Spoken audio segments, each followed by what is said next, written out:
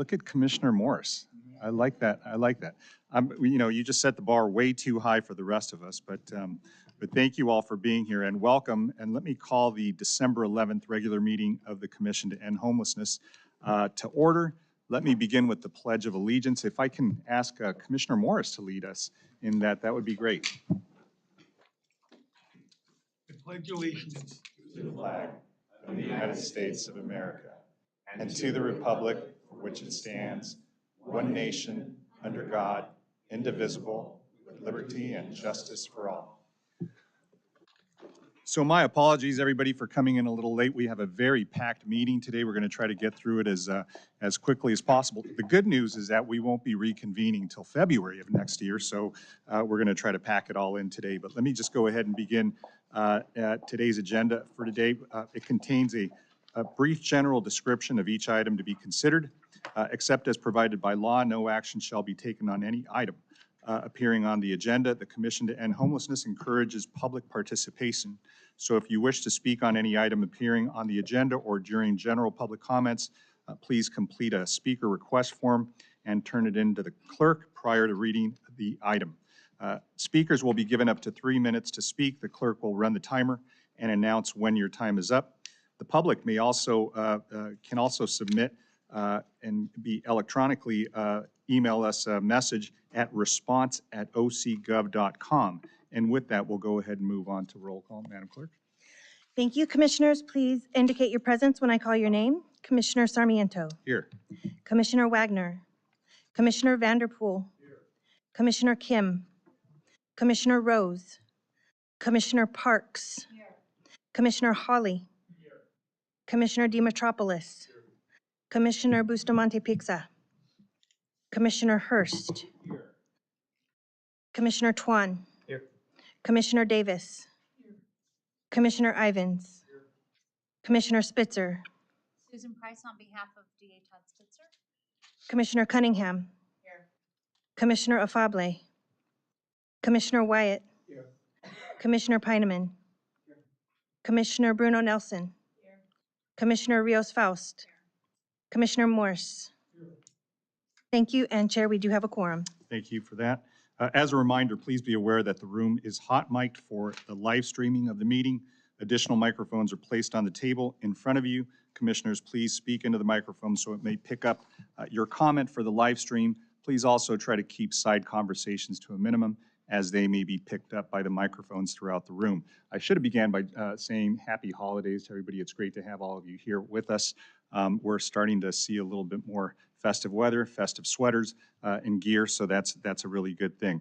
Let me begin by opening it up to the public to see if there's any comments. So at this time, we will take any comment from the public, from any members that wish to speak on any non-agenda topics that are under the subject matter jurisdiction of the Commission. So, Madam Clerk, do we have any requests to speak today? We have not received any request to speak under general public comments. Great, thank you. And if the public wants to speak on any items, please feel free. We'll make sure we accommodate that as well.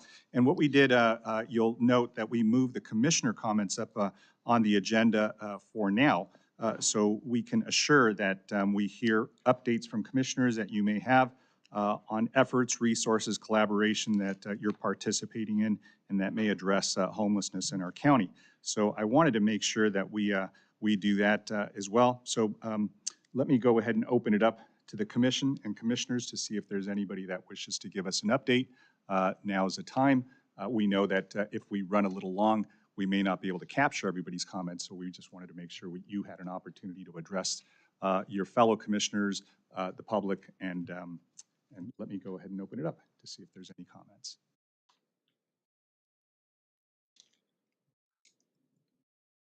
It is a quiet bunch. Well, let me go ahead and kick it off then, and I'll go ahead and just begin by making a few opening remarks. And, you know, it being the end of the year, before we go on to the agenda items, I do want to take a moment to recognize some of the key accomplishments that this commission has undertaken for this year. And I want to thank our staff for working really hard on our behalf, making sure that the discussions here have been purposeful, meaningful. And, you know, I did want to just remind all our commissioners and the public that this commission helped facilitate a collaboration with the city of Anaheim for the inclement weather emergency shelter program, which provided up to 50 emergency shelter beds during the cold and inclement weather for individuals experiencing homelessness. We are very grateful for the relationship with the city of Anaheim, and prior to that, I know Fullerton stepped up the year before, so we certainly want to thank them. The inclement weather shelter ad hoc has evaluated various designs and operational models and provided recommendations for future shelter programs. These recommendations served as a foundation for our emergency response and a request for proposal released by the Office of Care Coordination, and the Commission has supported the implementation as well of a program that was born out of discussions here at this Commission. So this Commission should be very proud of the work that it's done to stand up the homeless prevention and stabilization pilot program that is now live in effect. It is, excuse me, ongoing, and it's really, it is to assist households that are at risk of homelessness and achieving housing stability by providing financial assistance and case management. So that is another accomplishment for this commission. The commission also reviewed the Supreme Court case on Grants Pass and the California executive order on encampments in order to help our system adjust to changing legislation. So that is another big item that was before us earlier this year, and that's going to continue to be with us as we understand the impacts of that case and how we adjust our network of service here in the county. We also tackle the issue of small-scale housing units through the ad hoc. We've conducted site visits to evaluate alternative housing solutions and identify potential applications for small-scale housing units. As you know, we changed the name from tiny homes to small-scale housing. Sounds a little bit more official. Tiny homes just seems to be a little bit diminutive for such a big, important idea. But small-scale housing, the small-scale housing unit report will be discussed later as during today's agenda, and it establishes best practices and guiding principles for consideration and serves as a framework to guide possible projects and programs in the future. This lift highlights how the work being done through the commission can help create recommendations and shape policy surrounding homelessness in Orange County and how the County of Orange can work to address homelessness. I just want to thank you all because these are things that we talk about conceptually and sometimes at a high level here, but it evolves into policy and direction and funding and active programs that are going to be helping folks throughout the county. So a lot of what we do here sometimes seems like we're just tossing ideas out, but they actually do turn into actual meaningful work. And I want you to know that, your voices are very important, they're well respected, and they're really critical to the issue of addressing homelessness here in our county. So with that, let me go ahead, unless there's any updates or any comments from the commission, one last call if anybody would like to go ahead and do that. And if something comes up during the meeting, look, a light bulb comes on, feel free to do that. Commissioner Cunningham, thank you for raising your hand. I guess a great update is Homemade Orange County did dedicate 16 units of permanent supportive housing yesterday. So is this a brag moment where we Totally. talk about Totally. updates? So we're very excited, and we don't quite have a C of O yet, but when we do, we should be occupying in January. That's a great step forward. So thank you. Any other bragging moments from anybody? I'm sure there will be many that we certainly can brag about. But I do want to thank you all, and let us go ahead and move into the action items of our agenda, and I'll go ahead and ask Madam Clerk to read the first item. Item 1 is to approve revisions to the Commission to End Homelessness bylaws to make changes to the name, mission, purpose, and function, membership, and duties of members as recommended by the bylaws ad hoc to be submitted to the Board of Supervisors for final approval. And we have no requests from the public to speak on this item. Thank you, Madam Clerk. So as you'll all recall, at the June meeting, the Commission approved the formation of the bylaw ad hoc to review and evaluate the Commission to End Homelessness bylaws. Today, we will be discussing the recommended revisions, looking at the red lines, and as we look at the red lines, it's evident that the ad hoc was very thorough and comprehensive in its review. One of the red lines that stood out the most to me is the name change from the Commission to end homelessness to the commission to address homelessness. I'm very supportive of this change as the commission has actively worked to address homelessness and has looked at other issues of homelessness holistically and looking at prevention strategies, shelter programming, outreach and supportive services, and most importantly, housing, which we know effectively will end homelessness if we can get to that goal. In the past, there's been criticism of the Commission to End Homelessness, as the name can imply that the sole purpose of the Commission is to eliminate homelessness, which we know that is the aspirational goal. But this narrow phrasing is overly simplistic and sometimes unrealistic, and it gives a Commission a one-dimensional approach to homelessness and overlooks the broader, multifaceted work that this Commission does. The name change will also help to reflect the full scope of the Commission's efforts. The Commission recognizes the complexity of homelessness and has demonstrated their commitment to fulfilling the dynamic needs of people who are currently experiencing homelessness as well as those who are at risk of homelessness. It's also important to note that, quote, ending homelessness, unquote, is included in the revised mission of the Commission to clearly communicate the commitment to the ultimate long-term goal. But, you know, I think that, you know, if we kind of step back and look at what the commission is you know, labeled as a commission to end homelessness, we all realize that it's such an elusive, such a big goal that sometimes we set ourselves up for unrealistic expectations. And we all know what we want to do is end homelessness, and that really is the ultimate goal. But we do so much more in addressing just issues that are peripheral, issues that will hopefully get us to that goal. So I want to thank the ad hoc for its work and its vision, because I think it will take this commission into the future in making sure that we take incremental steps to make sure that we do address homelessness with again, the underlying goal of ending it ultimately. But that is something that we have to work on, and you know, we're not really close to that goal.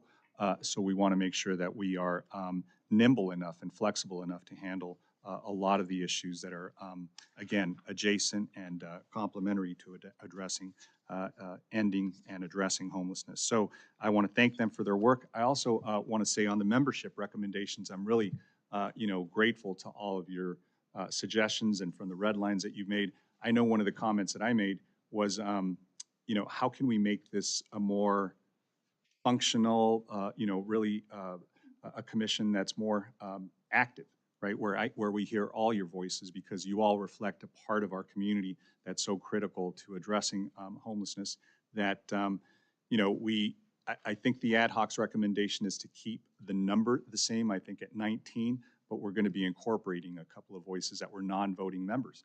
And so now we can have those members actively participate in action items that we take. But also, one of the things I struggled with, and I'll be honest, and thank you, Ms. Price, for being here on behalf of the DA. I know that there are 3 elected positions here as we sit, 2 Orange County supervisors and our district attorney. And we had a really, really productive conversation with the district attorney. I'm sure he won't mind me sharing this. He really wants to be on this commission and have his voice heard. And I do welcome that. And I do want to make sure that as electeds, we sit here to listen a lot more than speak sometimes, because you are the subject matter experts. You're also members of the community that should be telling us what your thoughts are on policy. We do this at the board, we do this on other commissions, but the value of your voice here, the value of your knowledge and your background is really critical. Some of you represent regions, some of you represent industries, some of you represent different parts of what is our network of care here in the county. So I even struggled with the idea of whether there should be 2 supervisors on here. Maybe it should be just 1. That way we make more space for, for the appointed voices. So I just want you to know the goal, I think, was really to make sure that we're a more active commission with respect to comments, activity, policy that we could, bring to the board, but also just conversationally. I want you all to know that, when you all speak, I listen a lot and very closely. So that's, what we want to encourage as you all come in and out of the commission. We'll have other members of the commission here, and we want to make sure that their voices are also heard.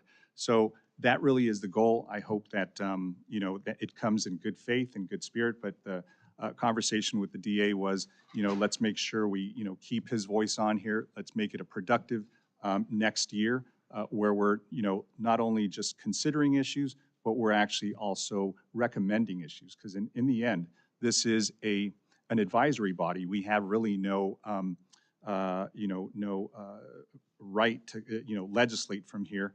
But we certainly can recommend and advise the Board of Supervisors to take some policy direction. So in any event, I just want to thank the ad hoc members who dug into this. We had wanted to look at the bylaws for a long time, and I know it was a robust effort, and you tackled it well. So I welcome all of your suggestions. But let me go ahead and turn it over to Doug, and so he can go ahead and walk us through some of that. All right, thank you, Mr. Chairman, and it's great to see everyone. And like the chairman mentioned, we have a heavy agenda here, and we'll try to work through it as expeditiously as possible. But we've got really important items here. So, as the chairman mentioned, this ad hoc was created at our June meeting and has met multiple times from July to November to review and evaluate the bylaws. As a result, the bylaws ad hoc noted the need to incorporate more specificity and direction into the mission of the commission. Having come to an agreement on a revised mission providing that specificity and direction, the bylaw ad hoc started reviewing and revising the bylaws in totality to ensure all other sections helped further advance the mission of the commission. The last section reviewed and revised by the ad hoc was membership composition, as the goal was to ensure that each seat on the commission maximized the group's ability to achieve its mission. With that said, the ad hoc is going to briefly walk through each of the impacted sections of the bylaws. As you may have seen, there's a significant amount of proposed edits. So in the spirit of time and energy, we ask commissioners to follow along with the presentation by following along in the with the actual red line version of the bylaws that you can see in your packet starting on page 18, I believe. So as we go through section by section in the presentation, you can see the revisions that are being referenced. But before I hand it off to Commissioner Hurst to start the presentation, I do want to thank this ad hoc. Now, not only did we meet a handful of times, and that obviously took up really valuable time, but amending the bylaws took a lot of engagement and thought, and the process was required the group to make some tough decisions in key areas, including membership. I appreciate how serious each ad hoc member took the responsibility and how thorough and thoughtful each of them were when it came to the future direction of this commission. So I really want to thank each one of you. Lastly, I would like to ask that the commissioners hold their questions and allow the ad hoc to walk through all the changes first, and when they're done, we anticipate and look forward to a healthy discussion and questions. So with that, I'm going to pass it over to Commissioner Hurst. Thank you very much. I just want to make a few brief remarks. The ad hoc spent a considerable amount of time discussing the name of the commission because we had a sense, and the chairman spoke very well to this a few moments ago, so I won't need to say much more. We had a sense that there was an unintentional integrity gap between what we're doing and what the name suggested we were doing. And in order to build momentum going forward, we wanted to address that with the recommendation of a name change. But we wrestled with this because it was very important to the ad hoc that we did not retreat from the bold and aspirational language of those that had gone before. So that was a critical point to us. So in the spirit of that, we recommended less is more approach and settled upon a final recommendation to the commission of a name change to the Commission to Address Homelessness. And in doing so, we affirmed together that standing on the shoulders of the courage of those who have gone before in this commission, we believe that the boldest, most innovative, most high-impact days for this commission are before us.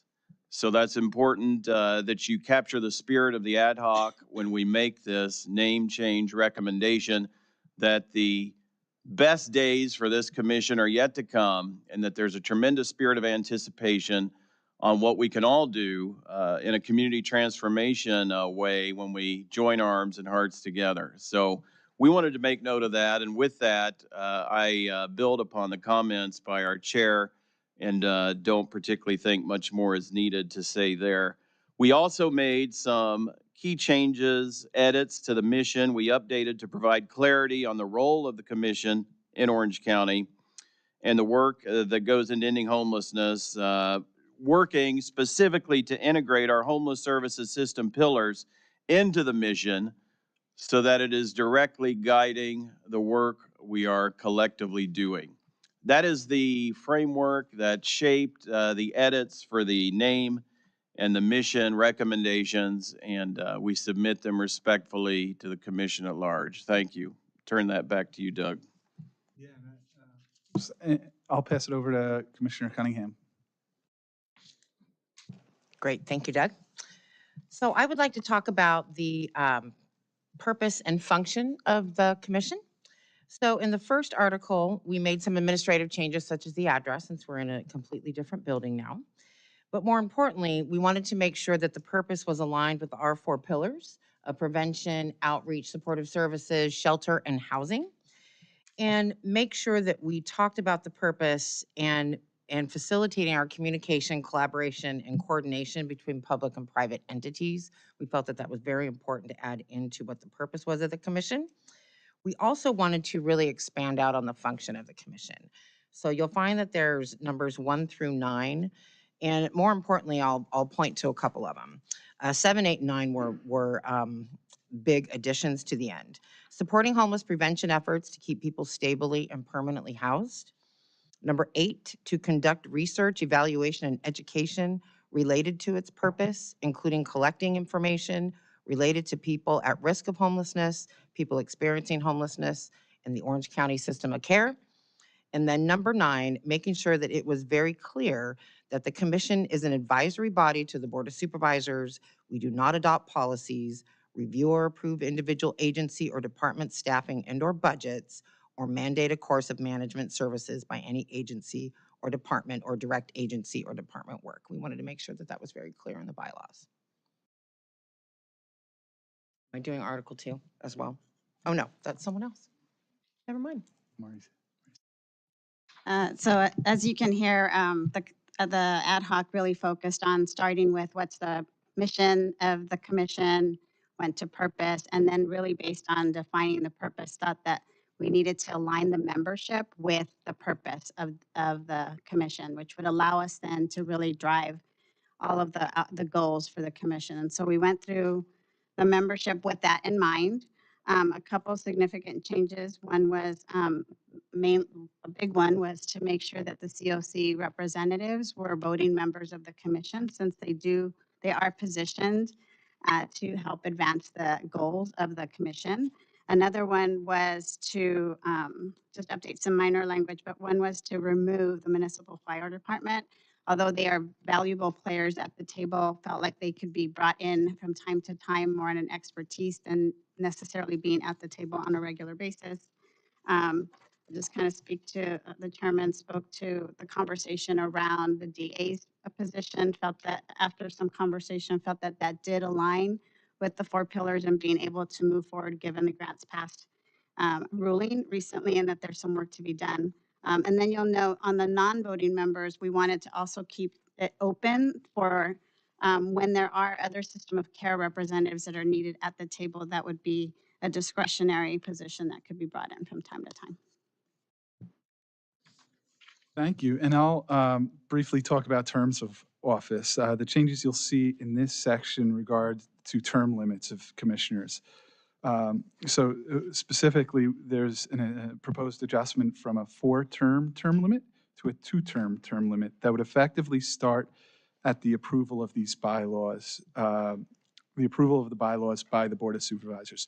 So I say that because essentially, if you're in a seat that's expiring now, you can potentially serve 2 more terms moving forward, but obviously new folks coming onto the commission would stick to the two-term limit as well. The second change to the term of office is adjustments to the language around terms of office for non-voting members, as mentioned before. With moving the COC seats to voting members and shifting discretion of non-voting members to the chair and vice chair, the proposed language consolidates this section to say that non-voting members serve at the discretion of the chair and vice chair. As I move to the commissioner's office, the commission officer section, the ad hoc is proposing two adjustments as well. First being that the appointment of the chair and the vice chair will occur at the first meeting of each year compared to the language that's in there now stating it will happen at the last meeting of each year. This will allow for the commission to be able to consider the supervisors who are, for lack of a better word, assigned to the commission for the upcoming year in their vote on those two seats. Second, we removed the secretary role as an officer, which is currently in the current bylaws. One might note that the clerk of the board plays that role. So what you'll see is we've placed the clerk of the board into the staffing support section of the bylaws because it felt like a more appropriate fit. Like myself in our office, the clerk of the board, who we're incredibly lucky to have support us, plays more of a staffing role on this commission. And with that, I'll pass it over to Commissioner Pinnaman. Hi, thank you very much. So just speaking to Article 6, the duties of members, I think some careful thought went into this section here, and at a basic level, looking to really flesh out the duties so that we as members, present and future, may really have this guidance and understanding our role. One of the things I like about the mission statement as it's been expanded is it's more actionable in how it's spelled out. You can look at it and you can really see the roadmap. And so in that, for our duties and our obligations here today when we're members of this commission, we have a more robust roadmap. And so we're not taking using this bylaw update as a chance to not take for granted the chance to spell out what those duties might look like. And so I'm very positive for the potential for these revised duties to support the chair and the executive director and staff in furthering the effectiveness of this commission and fostering, as you heard said earlier, an active engagement here in this space. And I thought maybe I'd speak briefly, specifically actually to one of them as well as the last one, item M, where members shall be ambassadors in the Orange County community, ensuring the philosophy and principles of the commission are shared. And so I think we have a lot of focus on our role as members of stakeholder groups here on the commission, where we bring that voice and that expertise. And I also like that aspect insofar as we actually are in this space here and bringing the commission and its our role out into the community, to the spaces we operate as stakeholders, and bringing the message around the pillars about collaboration, about the larger collaborative goal to addressing, preventing, and finally ending homelessness. I think these are really great, thoughtful changes, and I encourage everyone to read them and think about how it affects what choices you'll make with your time as commissioners. Thank you to all of you from for your topics on from the ad hoc, and thank you for all the work. And you obviously discussed this in detail. It was a robust effort. I want to bring it back to the commission and see if there's any questions or comments, discussion on this. I'll go ahead and open it up to anybody else. Commissioner Hawley. So looking at the proposed membership changes, it looks like there's a reduction, for example, in certain sectors, a reduction from 2 business representatives down to 1, an elimination of the municipal fire department representative. However, there is a recommendation to add 2 members who currently serve on the COC board. I was wondering if Doug or any of the ad hoc committee members could explain just the thought process behind adding 2 members as representatives of that one body. So currently, I appreciate the question, Commissioner Hawley, because so currently, just doing a little numbers game, we have 21 seats at the table, I'll say. 19 of the commissioners are voting members and 2 are non-voting members. And those 2 are from the COC.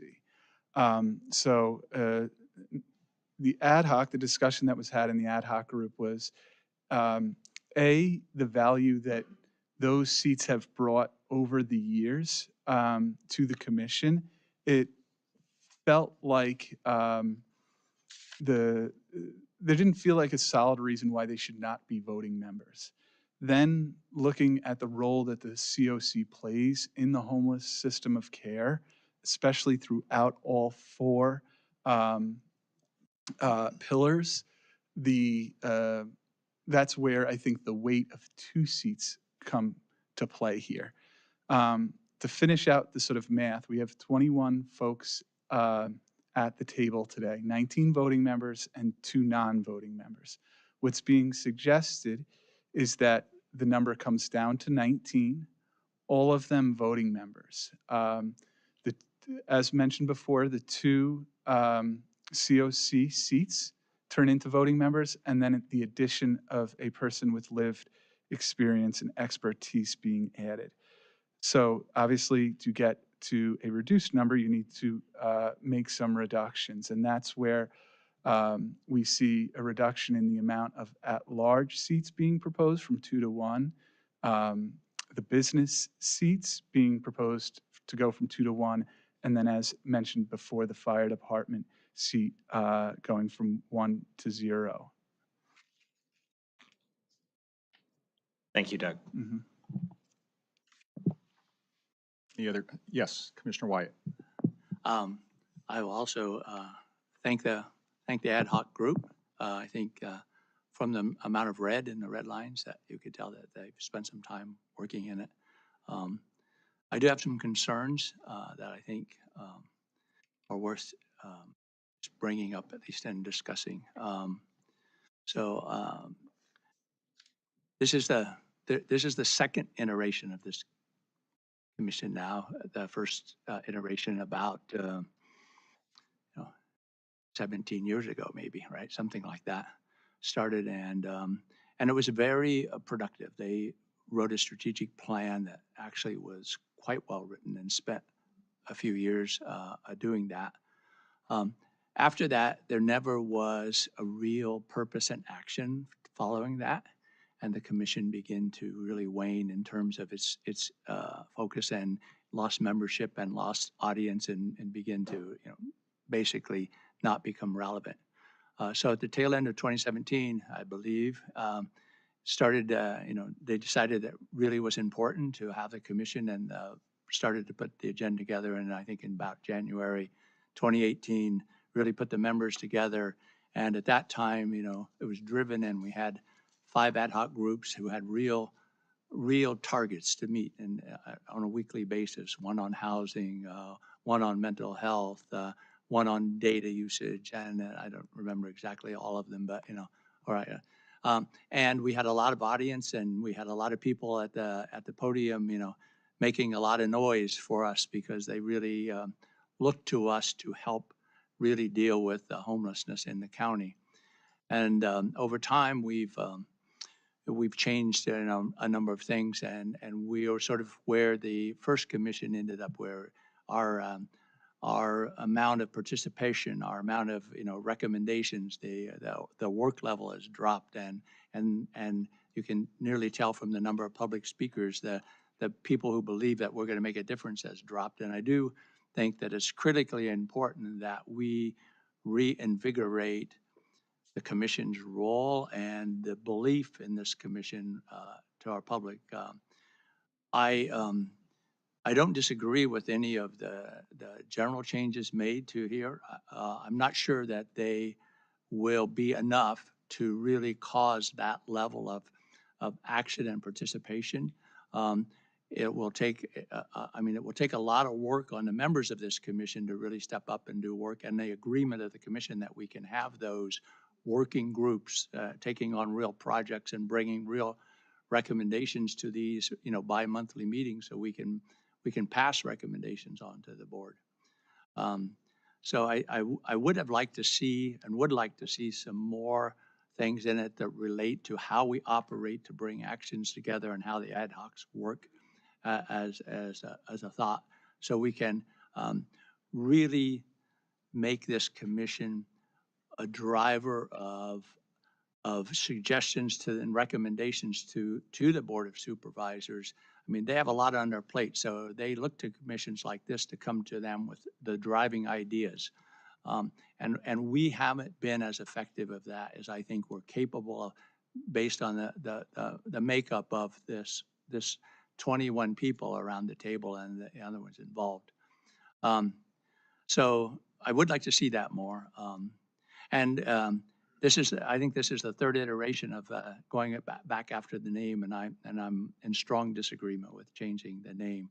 I think we need to continue to communicate that ending homelessness is possible, and we have not given up on that. I think address is a rather weak, vague word, right?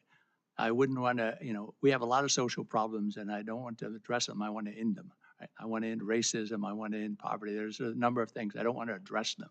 I don't want to address homelessness. I want to end homelessness, and it's possible. I've been working on it for 8 years, which isn't long for many, and 6 years on this commission. I'm more convinced than ever that it can be done, and we have to do it. Right? And we cannot quit communicating that is our, in fact, direction. All of these other things that you bring about as addressing, they're important, right? Because they all are fit up, but they all ultimately should reduce the number of homeless until it is, basically effectively zero.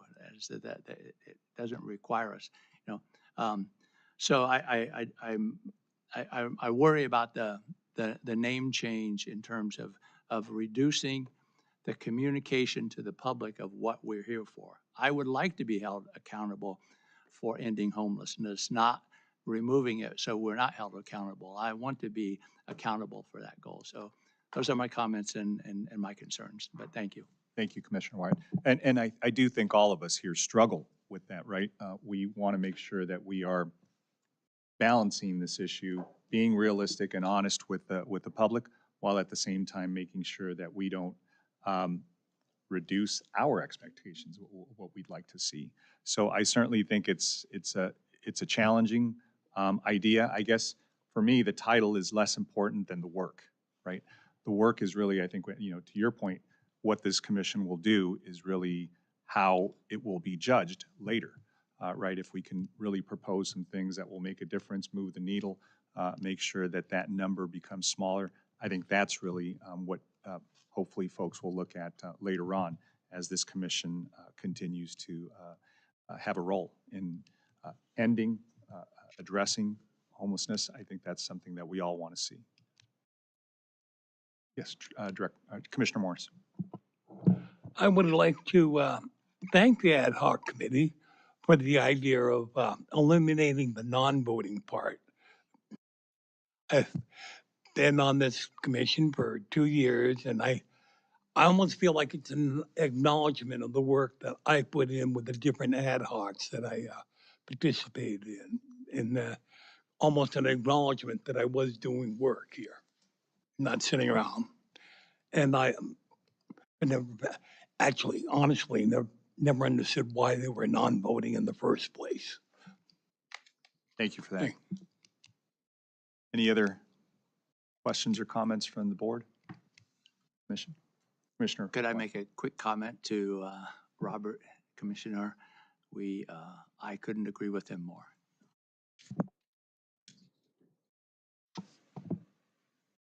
Commissioner Parks? Well, again, thank you to the ad hoc. I realize there's so much work in here. You can tell you painstakingly went through everything. So fabulous work. I too completely agree we can end homelessness here. So passionate, but I do think it's about the work. I had a very specific question because I don't think we have a budget. And so when we say we conduct research and we do all these things, is it more that we're recommending research? I guess I don't know if we don't have a budget, how do we do that? Because I could see so much that we could do if that was something. And one thing going on in my mind is with this beginning of the year and what Commissioner Wyatt was saying, is it that at the beginning of every year or whatever, we could be a message to the community of how we did in the past year in terms of ending homelessness or addressing homelessness? Is there some action, I guess it kind of goes in that whole research area, but is there something stronger we could do to bring more accountability? So I'll get to the first question, which I think is the easier one, which is around the budget. So, yeah, this commission does not have a budget, but our office, the Office of Care Coordination as the staff, obviously is sort of the arm to do that. I think of the research done that we'll discuss a little bit further in our next item, which is the small-scale housing units that we did, our preparation to the pillars report and things to that nature. So, yeah, when it talks about research, I read it as through our office and supported through our office. Whether that's accurate or you guys, the commission feels comfortable with that, obviously up to the commission with the language choice.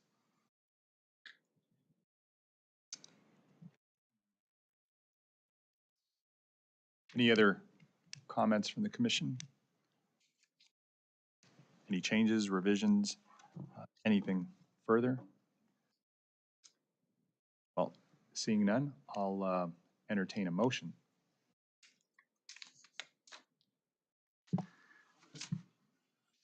I will move the recommended action with the change to the name back to Commission to End Homelessness.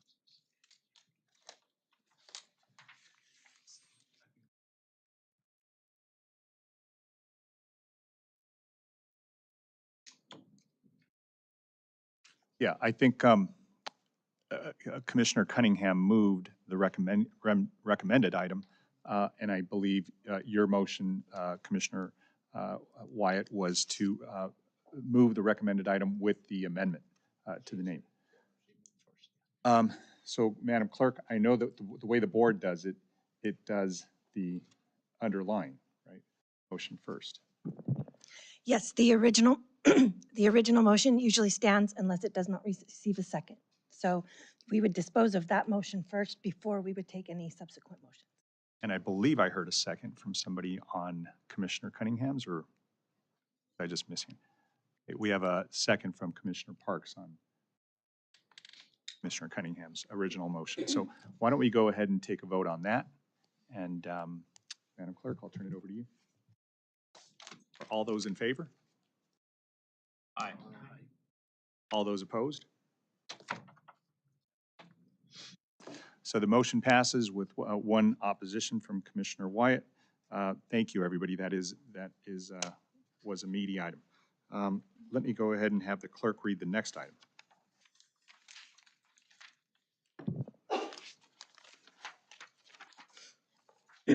Item 2 is to approve the launch of a recruitment process and establishment of a new membership ad hoc committee to evaluate and make recommendations for appointment for expired Commission to End Homelessness seats to be submitted to the Board of Supervisors for final approval.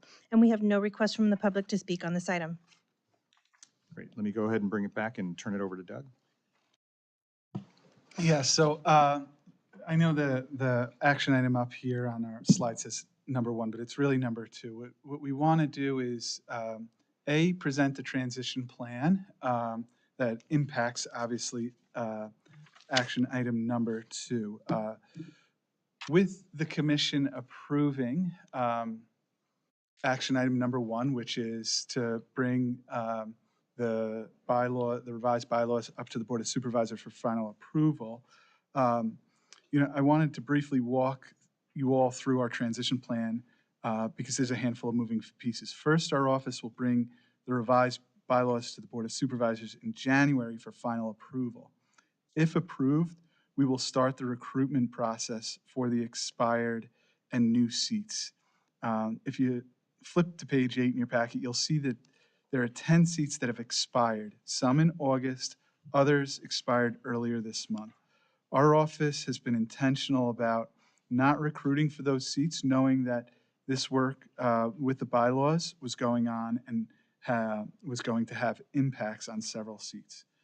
With so many seats expiring and coming on or off, as you can see here, we will conduct a recruitment in 2 waves so that we will always see quorum.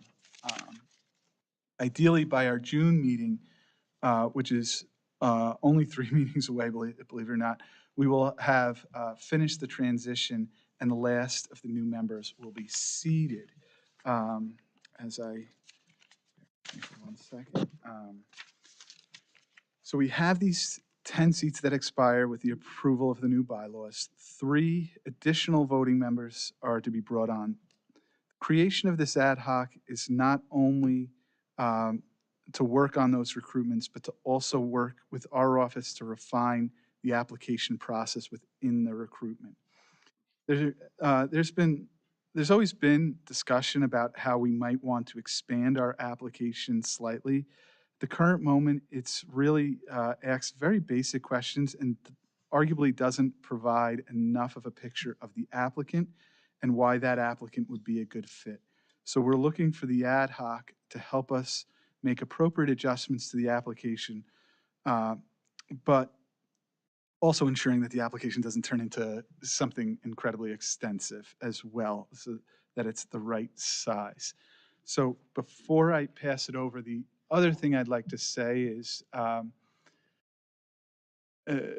we will see, our office will work with the chairman's office on the transition plan that we have. So we'll see folks or seats recruit either before this next meeting or potentially at another phase. So there's going to be a phased approach. And with that being said, I just wanted to make sure that as from my position, understanding there will be significant change, we want to, or potentially significant change with the approval of the Board of Supervisors, really thank all the members that are on the commission. The business seats are going from 2 to 1. As we've mentioned, the at-large seats are going to 2 to 1, and we are no longer potentially going to have our fire department seat. So there are members that will not be with us in the future, and just really want to acknowledge the participation, like Chief Dimitropoulos specifically, and thank you for your time, dedication, and excited to continue to work with you in in the new form. So with that, I'll pass it back to the chairman. Thank you, Doug. And I don't think we have any members of the public that wish to comment, so I'll go ahead and bring it back to the commissioners. And I'll just echo what Doug said. All of us who come here and have spent time, we thank you all, and especially for those of you who hopefully will not be part of the commission, but will continue coming back to the commission, as we would like to continue hearing from you to make sure you keep us updated on what on what we need to know to make better decisions. So I'll bring it back to the commission. Are there any comments or questions on this item? Seeing none, I'll go ahead and entertain a motion. A motion by Commissioner Parks. Second by Commissioner Rios-Faust. All those in favor? Aye. All those opposed? Motion carries. Madam Clerk, if you'll please read the next item. Item 3 is the small scale housing unit ad hoc recommendations, which includes to receive and file the small scale housing unit report as prepared by the small scale housing unit ad hoc, and to approve recommendation to submit the small scale housing unit report to the Board of Supervisors for policy consideration. And we have no request from the public to speak on this item. Thank you, Madam Clerk. And I should have said at the end of the, as we adopted the previous action item, I'll be looking to convene an ad hoc. So please let me know if there's any interest. Feel free to go ahead and contact either Doug or my office. We'd be happy to go ahead and entertain that. So at our last meeting, the small scale housing unit ad hoc was provided with thoughtful suggestions on areas within the small scale housing report that could be further refined. Since then, the ad hoc has reconvened to review the input provided by the commission and has worked diligently to provide an updated report. I'll open it up to Doug first to give us some background, and then our ad hoc members for their efforts on the revisions and round things out. So Doug, I'll go ahead and Yeah, thank you, Mr. Chairman. So the small scale housing unit ad hoc is coming back with a revised report incorporating the feedback and discussion had at our last meeting. There are a few key revisions that are worth noting to the commission. First, in a few spots in the document, there were small minor adjustments on language, but the significant revisions are associated with the final section of the report that was presented in October, which was titled Recommendations to the Board of Supervisors. The ad hoc looked at these 6 recommendations and split them into 2 new sections in the revised report, essentially eliminating the section titled Recommendations to the Board of Supervisors. After a second look, the ad hoc saw the first 5 recommendations as really a set of best practices and guiding principles.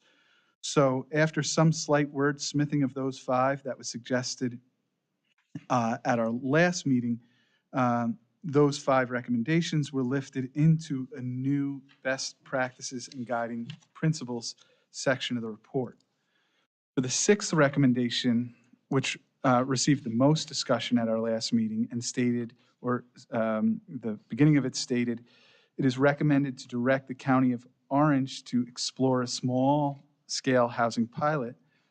You will see the ad hoc placed that recommendation in the newly formed section, Next Steps for Small-Scale Housing Report, and expanded on exactly what they mean by the word explore. There was a request by the commission to state what exactly the ad hoc is recommending to the county or the Office of Care Coordination to do in regards to a pilot.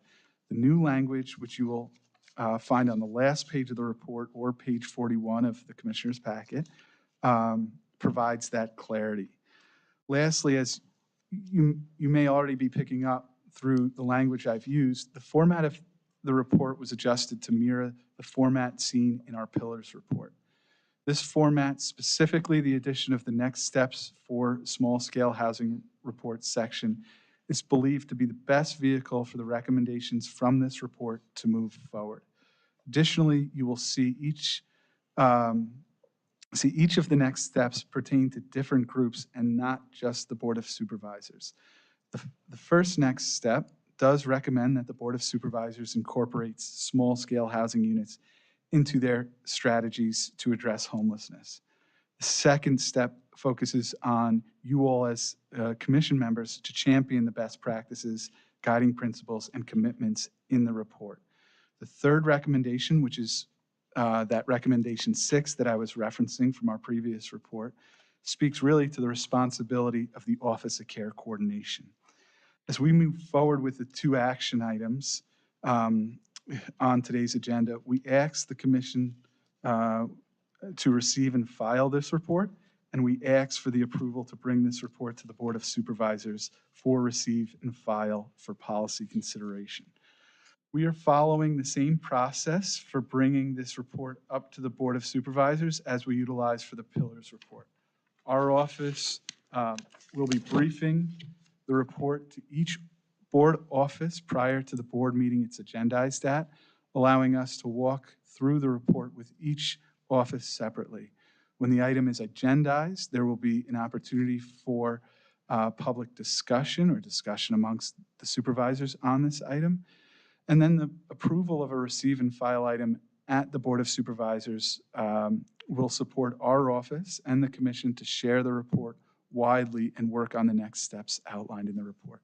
With that, I'll pass it back to the chairman. Thank you, Doug. And so before I bring it back to all of us on the commission, I wanted to also thank my fellow ad hoc members on this. Following the October meeting, we were reconvened to refine recommendations based upon the input of many of you here that had some questions, and hopefully this will bring some clarity to that and refine the recommendation, which isn't really intended to bind the Board of Supervisors as we recommend the board to consider small-scale units as an additional resource in addressing homelessness.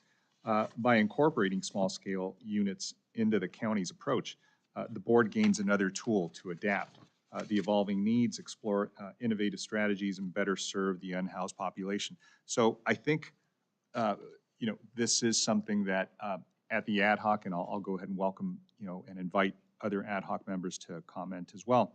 But it really is to add another tool in our tool belt, because we realize that, we have emergency congregate shelters, and then we have permanent supportive housing, but there is a big gap disparity between the two. So to the extent that this may be an option, and it may work with our faith-based partners, it may work with our school districts that have some underperforming and underutilized sites, this could be one more thing that we could consider. So it really is to just broaden the options that the board has to address the issue of housing as it relates to transitional housing. Obviously, small-scale units are not a permanent solution, but they could help people transition out of emergency shelters and into transitional as we find permanent. So all these things go in parallel paths. One isn't going to supplant the other. They all are supposed to work and complement one another, basically broadening our spectrum of what we have available to us. So I just want to thank you all for commenting at the last meeting, because I believe it helped refine, clarify, and make a better proposal that we could send up to the board. But I'll go ahead and open it up to commissioners for comments. We're awful quiet today. In any event, seeing none, I think we debated this pretty well at the last meeting, and I think hopefully this clarifies a lot of the questions and concerns that we had. So I'll go ahead and entertain them. Can I say Yes, one thing? please. I'm going to just, after rereading, as my responsibility is the report, it is a thorough white paper on small-scale housing units. So I know we had a really good, robust conversation, and then I gave, the update on where we're at with the report for this particular item today. But I really do encourage folks, if you haven't already, we'll post it on our offices and the commission's website to really read the report. We're excited as an Office of Care Coordination to utilize what was learned and reported here in the small-scale housing unit report to share, with our stakeholders and the community. But it's comprehensive, and it reflects not only the work that was done. That's important to recognize, because as I said in the last meeting, the ad hoc members, this was, I think, the most time-intensive ad hoc that I've been a part of here over the last 4 years with the commission. But that time really yielded a comprehensive report that, when we started this a year ago and thinking about tiny homes and trying to figure out how do we assess models that come across, everyone throws the term around, where do we sort of start? After this journey and after this report was built by the ad hoc, it really provides a nice framework for anyone that's trying to get a better understanding of small-scale housing units in general, and also if there is a project in front of them, to really make sure that they're going through all of the things they should in terms of considering a particular project. So I just wanted to thank again the ad hoc, and I feel like this is a prime example of the value, or one of the values, of the commission, and hope that this report is utilized moving forward, and happy to work with other entities in sharing this report and providing any type of technical assistance we can. So thank you, Mr. Chairman. Great. Thank you for that. Yes, Commissioner Cunningham.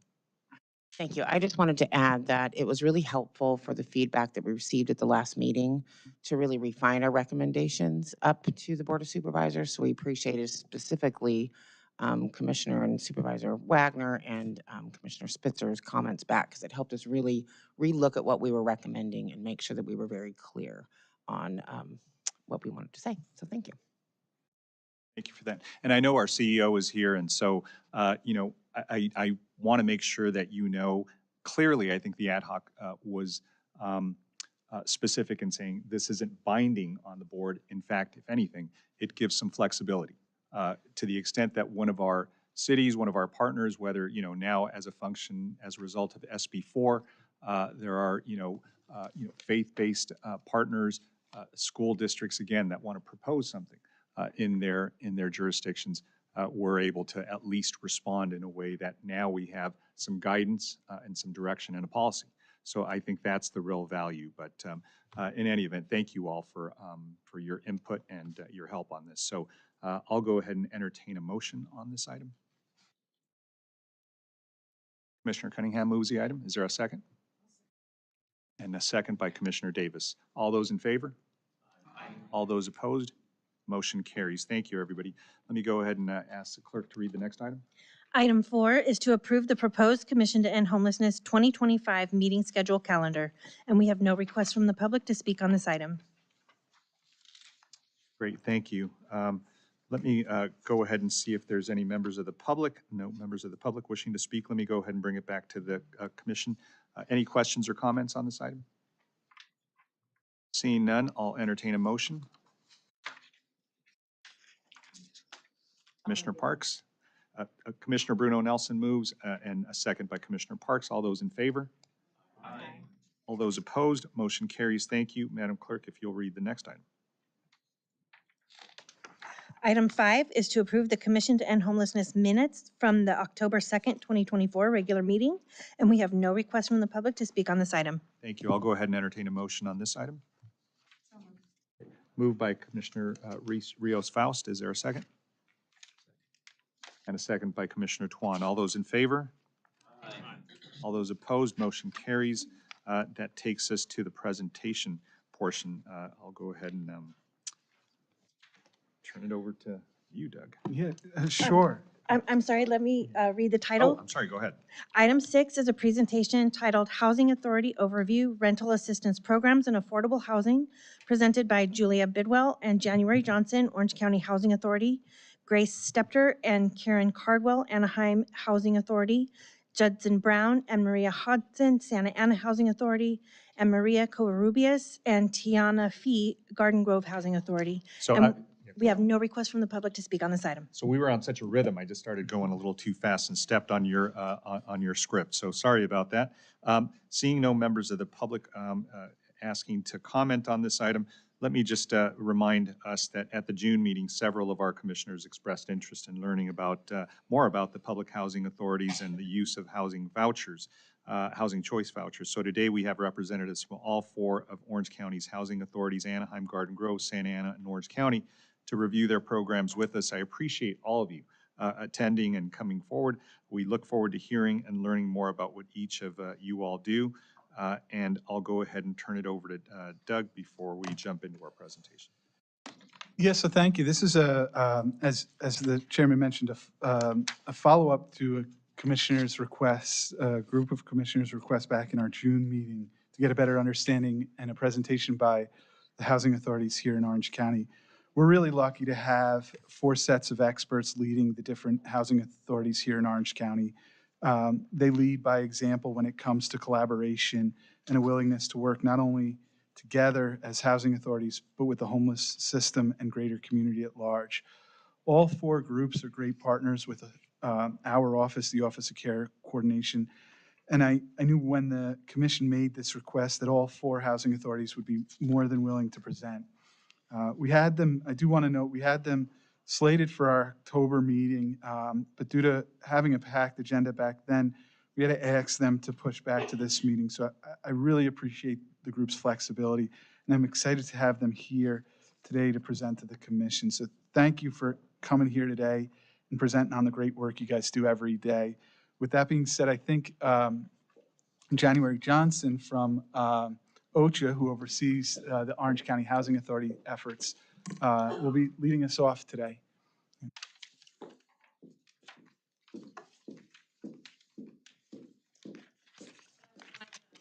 Johnson, Orange County Housing Authority Housing Manager. So I will be introducing what housing choice vouchers are and basically the very simple process of what it looks like for our program. And then I'll talk about the Orange County Housing Authority, and then I'll pass it off to my colleagues here from Anaheim, Garden Grove, and Santa Ana so they can talk about their individual housing authorities and what they do for the county. So, all right. I'm sure all of you guys are very familiar with housing choice vouchers because they are in the community, but for a basic understanding of what housing choice vouchers are, the HCV program, or Housing Choice Voucher Program, is a rental assistance program funded by the U.S. Department of Housing and Urban Development and administered by different public housing authorities or public housing agencies. OCHA is a public housing agency along with my colleagues. The idea behind the program is that we will support paying rental assistance for individuals to find their own housing within the private market. And they can take their voucher and they can lease up in the community in various types of housing, from apartments to single family residences, and in some cases, shared housing. We did provide the area median income for you guys to have an idea of what population we're talking about here. This isn't, I know that we're talking to individuals who are trying to end homelessness, but this program does cover a number of individuals. If you're looking at a household of one, we can serve somebody who's making $55,000 a year. So if you think about that and you think about what that means for the community, these are working families. This is more than just individuals with zero income. And I think that's important for us to understand, because the Housing Choice Voucher Program truly is one of the strongest homeless prevention programs that we have out there. And so understanding that is the key to understanding the program and our efforts. So how do they work? Simply, somebody is issued a voucher. When they take their voucher, they can find that property within the community. That individual will pay 30% of their income towards rent. So not 30% of the contract rent, but 30% of their income towards rent. And the housing authority will pick up the difference. In some cases, the individual can pay up to 40%, depending on the circumstances. The voucher, again, is the difference between that 30% for the individual and that contract rent. It's important to hear that, because you probably will hear a lot of people in the community thinking, when we're talking about what we will pay, they're thinking that we're going to pay 70% of a contract rent, but that's not how it works. It's based on the individual's income. And so as their income goes down, we pick up the difference, which is good when you're talking about a safety net. And as their income goes up and they work their way off the program, that's good as well, because the housing authority then picks up a smaller amount. One other key component of the Housing Choice Voucher Program, which is really exciting, I think, is that they are portable. So somebody can get their voucher here in Orange County or with us specifically, and let's say they find a job in New York or they have family in Arizona. They can move their voucher to wherever it is that they find the best needs for their particular family. And we also see people coming into our community as well. So when you see voucher holders, they're not only from our community, they can move throughout the US to allow maximum mobility and portability. Additionally, any property owner can participate in the program. So that, I think, is a really important piece as well. We look for all types of properties: single family homes with individual owners, LLCs, corporate businesses. Anybody can participate in the program. There's a little caveat that you can't rent to your relative. So if you have somebody on the program, typically, unless there is a special accommodation, you're not going to be able to, a parent can't rent to their child or a child rent to their parent, unless there's specific instances where we're approving. That's really the only barrier to somebody being able to rent their unit.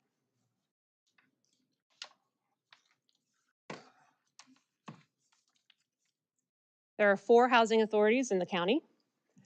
The Orange County Housing Authority, which covers all cities. I'll go into specific details, but covers 31 of the 34 cities. Then again, my colleagues here from Anaheim Housing Authority, Garden Grove Housing Authority, and Santa Ana Housing Authority, which address the individuals in their own communities. All right, so now really my expertise about Orange County Housing Authority, and speaking for myself, the Orange County Housing Authority, again, covers 31 of 34 cities. Our residents that we assist are those who reside or work in the county. So you don't necessarily have to be living in the county in order for us to be able to assist you.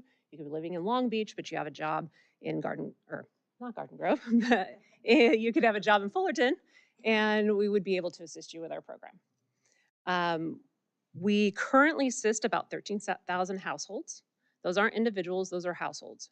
A lot of our households are multifamily, so if you're thinking about that, the minimum that we're serving is about 13,000. But we are a lot of families in our program, so it's really like 25,000 individuals that we are serving. Anybody can be eligible as long as you're income eligible to the program. Those previous area median incomes, if you refer back to that, as long as you meet that eligibility criteria, you can come from all kinds of different backgrounds. You can be a veteran, you can be elderly, you can be disabled. It depends on your income eligibility. I think one of the big things that I wanted to highlight here is that third bullet about program size being limited by budget authority. I think this is really important, and this is something that is a big misconception with housing authorities. there's an idea that we have a number of vouchers that are allocated to us, and we're not fully utilizing all the vouchers that we receive. That is a correct statement. Most housing authorities are not utilizing all the vouchers that they receive. For example, the Orange County Housing Authority has 11,360 vouchers allocated to us, not including the mainstream program or the emergency housing voucher program. However, we can only either serve all the vouchers allocated or spend all our money. And we spend all our money before we can serve all our vouchers allocated. So I think a lot of people here, there's vouchers left on the table, there's vouchers left on the table. There are vouchers left on the table, but there's no money to serve those vouchers. And HUD will not allow you to serve those vouchers if you do not have the funding to do so. So currently, the Orange County Housing Authority has spent all our money. So we're not serving more voucher holders. And so if you hear that, or you hear that chatter, that's a correct statement that there are still vouchers available, but we have spent every dollar we have. And so what you really want to talk about is budget authority. So if you want to talk to housing authorities and see how we can serve more people, you're talking budget authority. There's a number of vouchers on the table. On a lighter note, better note, we have approximately 3,600 participating owners in our program, and we have a really great retention rate. We lose very few owners. This program is built to support owners, and we see that once they participate in the program and they see the benefits of the program, they stay with the program. So Orange County Housing Authority hasn't lost very many owners as soon as they participate with us. Right. We have 2 waiting lists. We opened our first waiting list, our 2012 waiting list, back in February of 2012. It was open for 2 weeks, and we received over 48,000 applicants during that time. In 2012, best practice was to put everybody on the waiting list that applied. So we put all 48,000 people on the waiting list. We are still serving that waiting list today.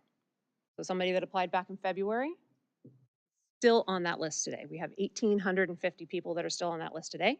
This goes back to the budget authority. The higher the budget authority, the more we can serve these people. But we have to serve small pieces of that waiting list year over year. And we have 1,850 left. Of the 1,850, because we allowed everybody who applied to be on the list, that means somebody in North Carolina could apply and they could be placed on that list. We have 100 that live in our jurisdiction. So we have served everybody but 100 that live in our jurisdiction. However, 46% of those remaining on the list live in one of the 3 jurisdictions over here. So they all live in Orange County. So 46% of that list still reside in Orange County and are Orange County residents. The remaining live mostly in LA County. In anticipation of exhausting our 2012 waiting list, we opened another waiting list in 2023 that we can serve as soon as we exhaust that 2012 waiting list. So you can never serve 2 waiting lists at the same time, but you don't want to exhaust one list without having people waiting to be served again and have a gap there. So we opened the list with the anticipation that we would be able to serve everyone else on the 2012 waiting list, but due to funding challenges that were felt across all of housing authorities, we were unable to continue to serve that list. And so now we have that 1,850 that have to be served, and then we can move on to the 2023 waiting list. In 20... Is that a typo? Is it 2012? It really is from 2012? Oh, the previous one? Yes. Yes, correct. So 14 years ago. We still have people who applied 14 years ago that are waiting today to be assisted. It's a funding conversation, and so I think if there's anything to be taken from this, if I could talk for an hour, it'd be about funding. So anything coming out of my mouth will be about funding. So we did open the 2023 waiting list. We received 57,506 applications during that opening in that 2-week period. Circumstances have changed from 14 years ago to today. We found that having a waiting list that is good that you're still pulling from for over a decade is not the best practice.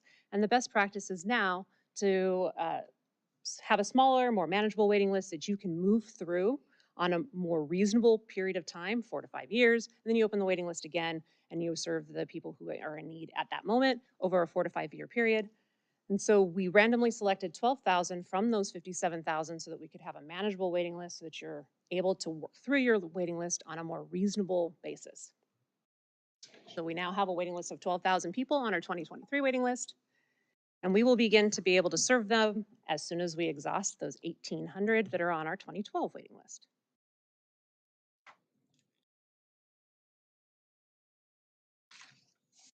In addition to our traditional housing choice voucher that come from our waiting list, we also administer a number of special housing programs. These ones serve people who have immediate needs, and they generally come from like the coordinated entry system or referral basis outside of our waiting list. So the Orange County Housing Authority has 7 different types of special housing programs that we administer. We have VASH, which are referrals from the VA and sometimes in certain circumstances, referrals from the coordinated entry system. They serve veterans that come with case management services. We have 1,039 vouchers that are intended to serve veterans. We also have our mainstream voucher program, which comes with a partnership from the healthcare agency, which serve individuals who are non-elderly individuals between the ages of 18 and 61, who are coming from, for Orange County Housing Authority, we have to have frequent users of emergency room services or coming from recuperative care. We also administer the emergency housing voucher program, which has 557 vouchers that we received. We are no longer receiving referrals for this program. The intent of this program, it came into existence during COVID. The intent is for it to disappear over time. So the program is designed to receive those 557 vouchers, and as an individual leaves that program, we do not use that voucher for an additional person or a turnover individual. So it disappears. So our program size will reduce as people are removed from that program. The intent is for it to be eliminated in about 10 years. We also have the Family Unification Program, which comes with referrals from the Social Services Agency with the intent to reunify families with their children, and housing is the only barrier in order to be able to successfully do that. The Family Unification Program, we are allowed to divide it into multiple types of individuals that we serve. And so the Orange County Housing Authority serves both families who need to reunify with their children, and we also help foster youth under this program. HUD later developed a foster youth program. So we both have Family Unification Program, which serves both families and foster youth, and we also have Foster Youth to Independence program, which serves the exact same population. Foster Youth to Independence program is a short-term program, and so you are only serving people for about 3 years. I also have non-elderly disabled 2, which we call NED. That's very similar to mainstream. HUD is really transitioning to the mainstream voucher program, so it serves the same population. And lastly, we have the continuum of care, which used to be called Shelter Plus Care, and we receive those referrals from coordinated entry system. Oops, I got aggressive there. Sorry about that. All right. So on a previous slide, I talked about how we work hard or we have a lot of landlords that don't leave our program. Part of that is because we participate and work with our landlords, holding different forum events, engaging with them, and anybody can advertise with the Orange County Housing Authority. They can reach out to us so that we can hold training events with them. We can hold any sort of event that would encourage engagement. Here's information for you. So if any of you guys have anybody who wants to have a unit rented, please advertise. We are more than happy to take them on. And we also always want to talk about our landlord incentive program. We have to really thank the Orange County Board of Supervisors who awarded the Orange County Housing Authority with funds for us to be able to offer a landlord incentive program. We will encourage new landlords who participate in the program. We'll give them $1,000 for just signing up. We also give any recurring landlords who put their unit back on the market $500 to stay with our program. We also help with security deposits. So any clients that come through that they need help with a security deposit, we do that. We had a lot of programs that made focus on those type of things, but one thing that I think that is important that we note that we focus on here too is that we provide refrigerator assistance. One of the barriers in order for somebody to lease up is that the unit has to come with a refrigerator, and in California, it's not required for landlords to provide a refrigerator. And so sometimes you're asking a tenant who has very little income to buy a refrigerator in order for them to move into a unit, for that unit to pass our requirements. Now we can do a refrigerator assistance. And so we will be able to buy that refrigerator and make sure that that tenant doesn't have that as a barrier to moving in.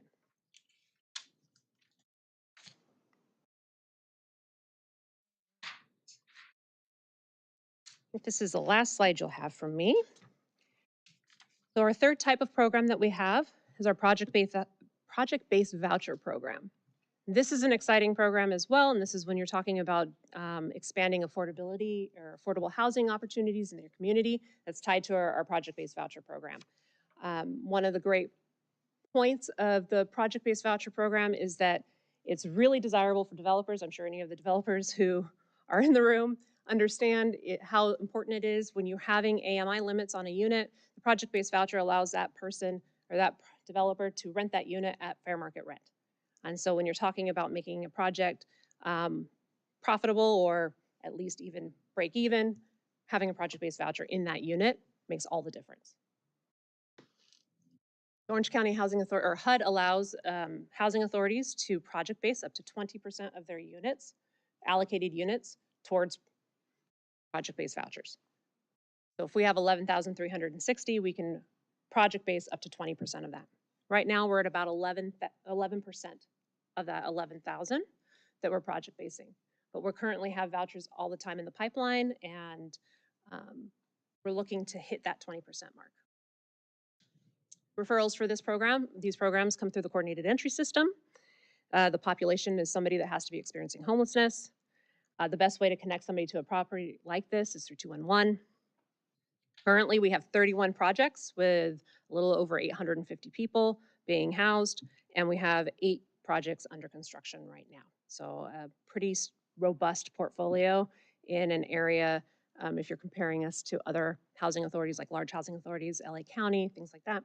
This is a really robust project-based voucher program. I think that's all you get from me. So. With the 13,000 that you do have, how are you guys actually monitoring those on an annual basis? Do they have an assigned caseworker? Yes, they do have an assigned caseworker, and we are actually required on an annual basis to meet with them and review their income and see where they stand at that. Caseworkers to do that? Enough caseworkers to do that, yes. If they are released by a building owner or kicked out of the apartment, do they lose the Section 8? They can. So it will depend on each housing authority what the criteria is for them to retain their assistance. For the Orange County Housing Authority, being evicted from or any serious lease violations could result in somebody being terminated from the program. Typically, what we try to do is engage with those clients before they reach that point so that we can make sure that they understand their responsibilities towards that lease, so that they understand what the landlord expects of them and what we expected them before we terminate them. That's really the worst case scenario is termination, but it can happen. That's part of our relationship. We have a multi-pronged relationship, right? We have a relationship with the tenant to make sure that they're in compliance with our program and with their landlord, but also we have a relationship to the owner, and the community. And so if you have somebody who is creating a way that is now unsafe for the community or a challenge for the landlord, we do have to take that into consideration. But for the most part, we work really hard with the community and the service providers in the community to make sure that those individuals are being assisted if they reach that challenging point. Problem. Thank you, Ms. Johnson, and thank you for those questions. We have 3 more housing authorities we're going to hear from. I think our friends from Anaheim are going to go next, but I would ask my fellow commissioners if we can hold our questions till the end, and if we're short on time. January explained, that's not all of our vouchers, but that is what we're able to serve with our budget. Our Housing Choice Voucher Program is our largest program, and we do have over 6,200 vouchers in that program, but obviously we're not able to serve everyone. I think I probably speak for all of us when I say that we have all completely maxed out our budgets, and we serve everyone we possibly can. We do have several other smaller boutique programs, just like OCHA. One being the VASH program, Veterans Affairs, Supportive Housing, the Mainstream program.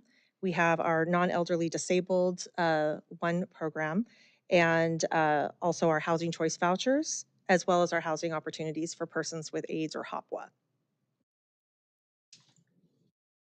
All of our Housing Choice Voucher, the waiting list is actually closed right now, except for two different preferences. One being for our mainstream program and one for our homeless referrals. However, we don't currently have the budget to serve any additional people from that waiting list. So unfortunately, if we do get referrals, they're probably not going to be drawn from the waiting list at this point.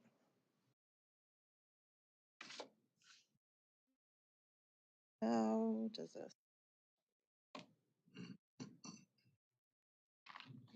This way? So it's a little tricky and finicky. Okay. Okay, so a little bit more about our programs. I won't spend too long because I think this just kind of overlaps what January already went over. We have 104 VASH vouchers. Those come as direct referrals from the VA, and those are homeless veterans who qualify for VA medical. Our mainstream program, we have 172 that are non-elderly and disabled and also homeless or at risk of becoming homeless. And 225 of those are an older allocation that are just for non-elderly disabled. Those all come off of our waiting list, unlike OCHA. They don't come through the CES. They come from our regular waiting list, and the mainstream is actually a preference for them. Our emergency housing vouchers, we had 278. And as she explained, that is a program that was meant to go away after a while. So we're no longer accepting referrals. And as people move off of that program, we can no longer turn those vouchers over. And then our housing opportunity for persons with AIDS, we have 71 of those certificates and currently helping about the most that we can help, the 71. Our project-based voucher program we've had for quite a long time, actually. We've already expired some of those contracts, which is kind of a big deal because in the beginning, those contracts were 10 years, then 15 years, now 20. So we have actually been doing this for a couple of decades now. We have a pretty strong, robust program, 770 households in 15 different projects, and we are keeping on. So we have quite a number of special needs housing developments that serve homeless, people with disabilities. We also have senior developments and just our regular multifamily developments as well. Those waiting lists actually are all open. We are still serving people, filling those PBV vacancies. And so those waiting lists are all open and all available on our website. Some of them, like the PSH units, some of them come through CES, so they don't have actual waiting lists under the Housing Authority. Some of them are direct referrals from service providers, and some of them are just directly onto our waiting list from our website.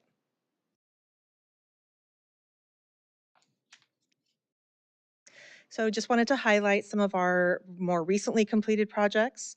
There's the Center of Hope with 50 permanent supportive housing units, and Miraflores that is just now finishing up, where we have 8 PSH units and 87 affordable units. So that's pretty exciting. And then our pipeline we're really happy about. It's very diverse right now. We have the Tampico Motel, which is going to be serving transition age youth. It's our first one. We're really excited to get that one going, and we're already working on exactly what we need to do to make it the best project we possibly can. Another one that we're very excited about, the North Harbor Apartments. We have 87 units there for homeless individuals. And that one, I drive by every day on my way to work and home from work, and it's down to the studs and watch its progress every day. So we're really excited about that one. And the southeast corner of Beach and Lincoln is a kind of a multi-phase development. We have home ownership opportunities, 46 units for seniors and for transition age youth. And we're also working on a kind of innovative commercial component for that site too. So it's going to be a couple of years, obviously, but really looking forward to seeing that completed. And then finally, just our affordable housing program is we have quite a significant portfolio. We have vacant units that are meant for people who are lower income, but they're not subsidized by like a rental housing voucher. So these serve people anywhere from 30% of the area median income all the way up to about 60%. And we have an interest list that people can enroll on off of our website. And every time a vacancy comes up, we do pull a number of people for that vacancy and let them know that it's there and that they qualify based on what they've reported to us. So thank you very much. And I will turn this over to my colleague at Garden Grove.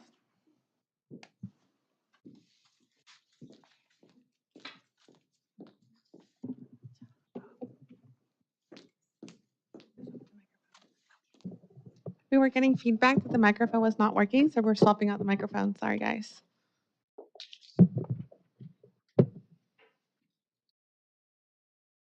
So good afternoon. I'm Tiana Fee. I'm the housing manager for City of Garden Grove. And the City of Garden Grove Housing Authority, we administer HCV program, and family can qualify for rental subsidy based on their income. So once eligibility is determined, the family are authorized to speak privately owned rental unit. We assist about 2,250 households, and we maximize our budget authority also. The last time we opened our waiting list was in July 2010 for a month long. On the very first day, we received more than 10,000 applications, and by the end of July 2010, there was more than 17,000 applications received. Currently, we still have 1,500 applicants on the waiting list waiting to be assisted. Due to the long waiting list, the Housing Authority accepts new application for the program when we close the exhausting our current waiting list. And public announcement will be made when we open to new application. Currently, we're not accepting new application. And also local preferences will be used to select family from the waiting list. Among applicants with equal preference status, the waiting list will be organized by date and time of the application received. The Garden Grove Housing will use the following local preference priority system. First preference is residency. Residents of the City of Garden Grove will be assisted prior to those families that are not resident. All family living or working in the City of Garden Grove, either at the time of the application or during the time they are on the waiting list, will be considered resident. Second preference would be U.S. veteran and widow status. All veterans and widow veteran will be assisted prior to those families that are not veterans. And third preference will be domestic violence victim. The Garden Grove Housing Authority will offer a local preference to family that has been subject to or victimized by a member of family or household. We will require evidence that the family has been displaced or about to be displaced as a result of violence in the home. So changing in an applicant circumstances while on the waiting list may affect the family entitlement to a preference, and we are require all applicants to notify us in writing when their circumstances change. We operate under a federal grant received from HUD to provide rental subsidy to low-income families. Total allocation for our HCV program for Garden Grove is 2,362 vouchers. In 2021, we also accept 117 EHV vouchers as authorized by the American Rescue Plan Act. The EHV are provided to help assist individuals and families who are homeless, at risk of homelessness. And in 2020, we also were awarded 75 mainstream vouchers. Mainstream vouchers are tenant-based vouchers that assist non-elderly persons with disability and their family. And provided when there is sufficient funding, we also allow special admission from family living in or referral from a homeless shelter in which the Garden Grove Housing Authority has an agreement with. The two homeless shelters that we are currently have an MOU with are Individual House Crisis Center, Crisis Shelter, and Thomas Howe Family Shelter.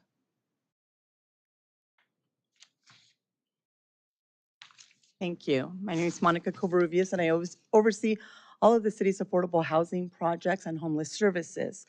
The city's first project-based voucher PSH project was Stewart Apartments. Thank you very much to Milo and American Family Housing for being a partner with the City of Garden Grove. We have 8 PSH units with wraparound services using Main Street vouchers. Historically, the city has been somewhat reluctant to issue project-based vouchers because our city council is concerned that this would result in individuals that are currently on our wait list being skipped and receiving a preferential treatment. So we do as a city understand that vouchers are an important tool to create new PSH units, and we are now exploring ways to prioritize individuals for future project-based vouchers and educating our policymakers. The City of Garden Grove considers homelessness to be part of a larger ecosystem.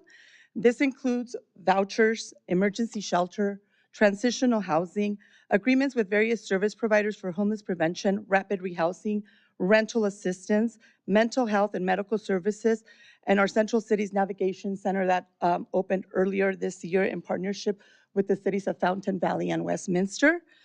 We have invested a significant amount of dollars, staff time, and building relationships with various service providers, as you can see on this chart, in order for all of us to work together as part of one flexible, robust, and evolving ecosystem. That concludes our presentation. Thank you. Thank you so much. And I guess Housing Authority from Santa Ana will be winding it up here. Yes, yeah, Welcome, Judson. One more presentation. Yes, sir. Excited to be here. My name is Judson Brown. I serve as the housing manager for the city of Santa Ana. And I just want to give you guys 3 main points about the city of Santa Ana that are important that we want to share. So similar to our partners, we also have special purpose vouchers. One thing of note here is that we have one of the largest foster youth to independence voucher programs nationwide. We actually have the 5th largest program nationwide. And so much of that success is due to our partnership with the United Way and the Welcome Home OC program, which has been a great partnership with us over the last 5 years. But on to my 3 points. So first point is that back in June 2018, the Board of Supervisors adopted the housing funding strategy. And that strategy established a goal to build and finance 2,700 units of permanent supportive housing. Since that time, our city is now one of the first cities in Orange County to have met our allocation of units under that strategy. Now, this was never formally adopted by the Board of Supervisors. We definitely think it should have been because it was an equitable distribution of permanent supportive housing units across Orange County. But now our city has met that allocation that we were allocated of 289 permanent supportive housing units. So that's point number 1. And not only that, we also have an additional 74 units of permanent supportive housing in the pipeline, 16 of which we just broke ground, celebrated grand opening with Gina and Homemade Orange County yesterday. So point number 2 goes back to what our chair said about how housing ends homelessness. And what I really want to emphasize here is the importance of our housing authorities in addressing homelessness across Orange County. And you see it here in one of your 34 cities in Santa Ana, in which we've actually reduced homelessness by 19%. That's more than every other city combined. And the total number of reduction is 341 individuals. And we can tie that to the tenant-based and project-based housing opportunities that we have provided over that time period. Santa Ana has also produced the most affordable housing in Orange County over the last 5 years as well, with something we're proud of. So again, a 19% reduction. And finally, my third point, which is our housing authority and our partner housing authorities across Orange County. We have over 200 voucher holders out there searching for a unit in the private market. And what I like to refer to this as is it's low-hanging fruit. This is an opportunity for us to quickly house these individuals, including our homeless veterans, foster youth, and people experiencing homelessness. And we can do it with partnerships made possible through Welcome Home OC. Welcome Home OC has now housed over 769 households since it was created. And it's a strong plug for Welcome Home OC, but it's also emphasizing the impact that that program has had to house so many individuals so quickly, so many households so quickly. And with that, just 3 quick points on behalf of Santa Ana. Thank you, guys. Thank you, Judson. Brief, but very, very effective. I want to thank all the representatives from the housing authorities, the respective housing authorities that came and presented to us all. We appreciate all the information. It's extremely valuable, and we know that all of you work together on things and you complement one another. So we certainly appreciate that information. I know we're short on time. We have one more item after this, but are there any questions anybody has generally on this? And as I said, if nobody does and something comes to mind later, I know that all the managers and their teams are available for questions, independently. But if there aren't any, yes, Commissioner Cunningham, please. I know that everyone spoke about it was a budget issue. Is that an annual issue, or are we waiting for more budget allocation just in general to be able to serve any of those people on the waiting list?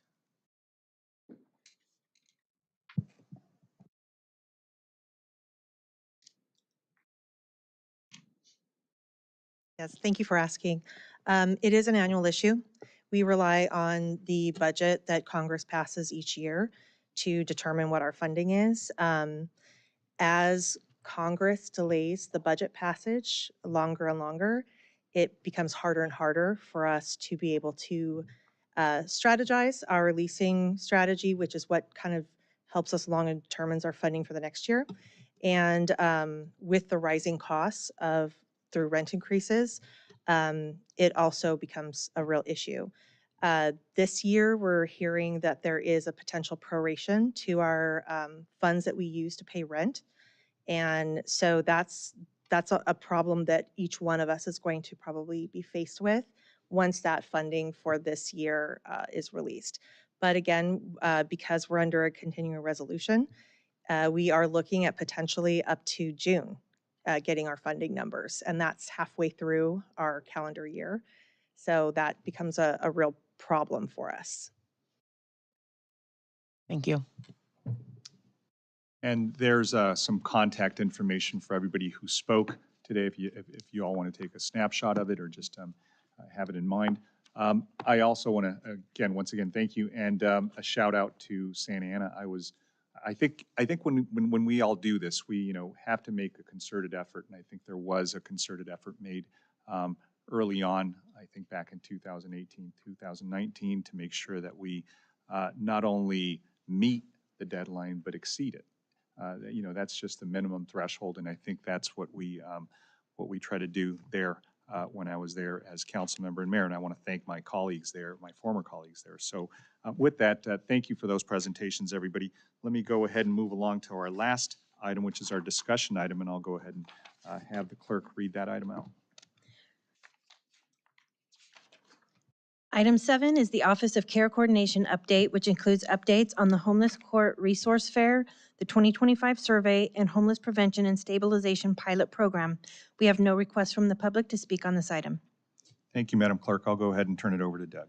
Yeah, thank you, Chairman. And just real quickly, as I start off my remarks, and just wanted to yet again thank the housing authorities, but really a reminder of, as we think about our 4 pillars here, how the housing authorities play such a tremendous role in the prevention pillar with all of the vouchers and all the households and families that they help support, arguably to prevent them from becoming homeless. With that said, I'll move on to my updates. So about a month ago, the Public Defender's Office reached out to our office and the CEO to inform us about a reoccurring single-day resource events that are led by San Diego's Homeless Court. This event started a handful of years ago and travels throughout different cities in San Diego. It's co-sponsored by the county and whichever host city is hosting the particular event. The event's grown, and apparently cities are really vying for it to be hosted in their cities due to the impact they've seen from it. Our office recently attended one of these resource fairs down in Chula Vista to learn more about how San Diego is providing resources and assistance to people experiencing homelessness who are also criminally justice involved. The collaborative partnership engages various resources from substance use disorder rehabilitation programs, child support services, the DMV, homeless court, and its justice partners at a single location to provide those experiencing homelessness with direct access to the homeless court program, state and county services, and community-based organizations. It's really a place where people can check off a whole bunch of needs that they need to help them get into housing, or it takes care of existing issues that are preventing them from ending their homelessness. Our office is currently working with the Public Defender's Office to host a similar event. We are in the early planning stages, working on partnering with the city to help host. I've spoken with a few of you in the room here over the last few days about a potential partnership and participating in the event. But over the next few weeks, I'll be reaching out to many of you. This can be a really positive event. What we saw in San Diego and what I've seen in similar events in New York City is that this is not only a day that brings together all the resources in our system to help folks get closer to ending their homelessness, but it's an event that shows how people are eager and willing to improve their situation, as well as how there are many groups putting great effort into addressing homelessness, and how we are, lastly, how we are a very coordinated system.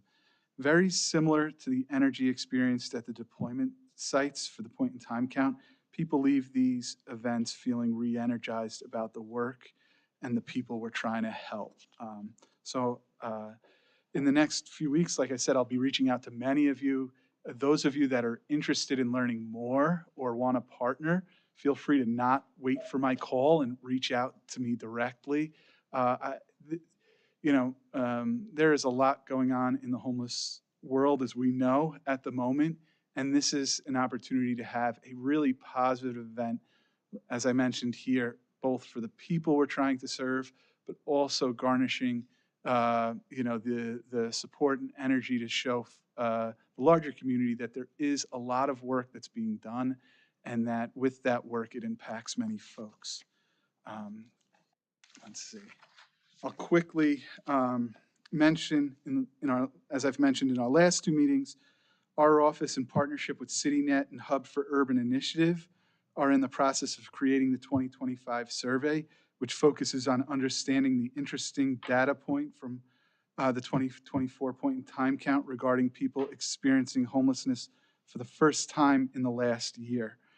48.33%, almost 1 in every 2 people that were surveyed, stated that they entered homelessness for the first time in the last year. The 2025 survey will interview people who fit into this category and seek to understand their journey into homelessness, with the goal that these people's stories will help us better shape our work in the prevention pillar. We are close to a final draft of the survey and anticipate conducting feedback sessions in January to help us finalize that survey. We plan on inviting you all as commissioners to participate in these feedback sessions. We'll be cognizant of the Brown Act, as I know if the district attorney was here, he'd mention that, as well as the continuum of care will be invited, the lived experience advisory body, and other experts to ensure that this survey is really as informative as possible. So please stay tuned. Let's see. And then a real quick update on the homeless prevention and stabilization pilot program that this commission has been so impactful in shaping. As mentioned in previous meetings, the county is contracted with United Way to lead this program and to provide the 3 main components of the program, which are case management, direct financial assistance, and stabilization payments. The program opened in early October, and I want to give a very brief update on it. As shown here on the presentation, each supervisorial district has a different financial assistance package. Worth noting is that District 2 and District 3, represented by our fellow commissioners here, Chairman Sarmiento and Commissioner Wagner, Chairman Wagner, have identical, not only identical financial assistance packages, but you'll see later eligibility criteria. The most basic eligibility criteria across the entire county, all 5 districts, is requiring that households need to be 18 years of older, and the folks need to be at risk of homelessness. As you can see, there's the definition up on the screen here. There is further eligibility criteria for each program, and for the program, and as that eligibility criteria gets a little bit more specific, you can see here up on the screen that each district has its own eligibility criteria. And as of December 2nd, to provide some statistics, we've had over 680 households that have been pre-screened for it. Of those, 110 have passed pre-screening eligibility, and 35 of them have been enrolled in the program. Most importantly, and if there's only one thing to take from this, is outreach is still going on. Households at risk of homelessness who are interested in participating in this program should contact 211 for information. As described in other meetings and as seen here on the slide deck, if a household is eligible for these services, this is real impactful funding that can change the course of their housing situation. So please feel free to advertise and share this program widely. With that, I'll pass it back to the chairman. Thank you, Doug. And I want to thank Commissioner Wagner, Chairman Wagner, because I know I think maybe broadened one of the criteria, eligibility criteria efforts to look at dual households. So in other words, not just a single parent, but also 2-parent households, just to make sure we broaden and capture those families that may be struggling as well. So I want to thank him for that. We're going to certainly follow his lead and broaden our criteria to be consistent with his. Commissioner Wagner, we all had a chance to talk or to at least make commissioner comments. Let me open it up to you if there's anything you'd like to share. No, thank you. Apologies. Running late, had a meeting run over, and I thank you for the opportunity, but looks like you guys are doing quite fine without me. Well, we missed you, but we're glad you got here. And look, we're almost right at the 3 o'clock hour, which is what our target time is. So I just wanted to wrap up by saying thank you all. One of the things I forgot to mention during my commission comments was obviously the issue of the cold weather shelter that we've all been reading about, the extreme weather shelter that we try to tackle through our ad hoc committees and our discussions here. We thank everybody who played a role in trying to see how we could tackle this problem. It's certainly a difficult one. It's elusive. It's challenging. It's really, really complicated. But we thank the city of Anaheim that's helped us in the past, the city of Fullerton, and obviously Santa Ana who hosted for many years at its armory. But we know that the issue and the problem and the challenge hasn't gone away. There's still going to be extreme weather conditions that our folks who are on the street are going to have to face. So our office is going to try to work with at least the cities within our district to see if we can provide some support through motel vouchers. We're going to be talking to you all, and we want to talk to obviously our partners in Garden Grove and Anaheim, in Santa Ana, Tustin and Orange, just to see if we could do something in light of the fact that we didn't get any responses from any of the 34 cities. And I understand that it is a difficult thing to do, but we also want to make sure that we make our best efforts in trying to present something that may be a bridge to maybe a bigger solution.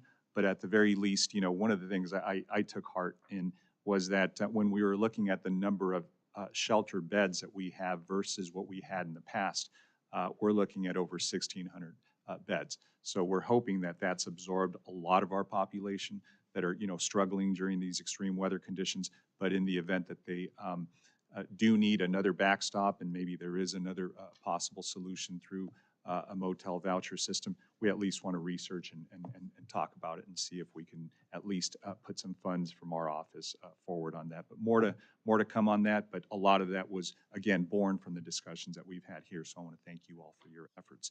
So with that, let me go ahead and conclude this meeting.